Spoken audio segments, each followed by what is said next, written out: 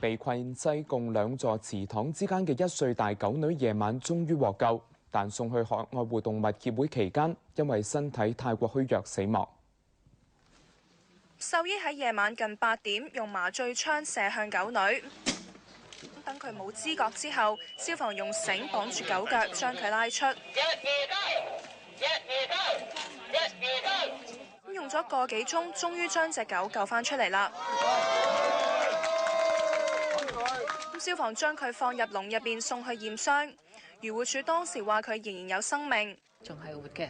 咁可能因為佢喺裏頭已經有一段日子啦，2-3日咁樣啦，咁所以就比較虛弱啲，唔多唔少有少少皮外傷、擦傷咁，但係呢個好正常嘅。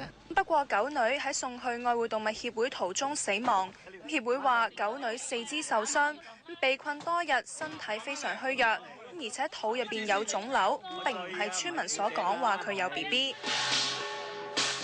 隻狗女喺年29開始就夾喺西貢孟公屋呢兩座祠堂中間，大約5寸闊嘅罅縫。有人不時為佢送上食物，村民叫佢做黑妹，話佢1歲大。消防處、漁護處同埋愛護動物協會專家用唔同方法，希望救佢出嚟，包括用竹竿推佢出嚟，用個雲梯，又用生油淋佢，希望身體潤滑一啲，等佢自己走出嚟。又用大光燈，想用強光令佢受驚跑入網，拖佢出嚟，但都唔成功。有市民知道狗女被困，專程嚟出一分力。體型瘦啲嘅都輪流走入罅縫。如果頭入唔到，唔好入咯喎。慢慢。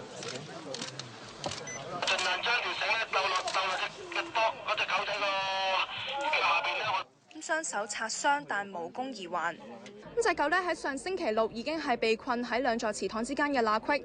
罅隙咧其實一邊比較窄，一邊比較闊㗎。消防推斷呢期間應該係有人將食物拋入罅隙。隻狗為咗想攞到食物咧，就越攝越入，增加咗拯救嘅困難。無線電視記者梁玉婷報導。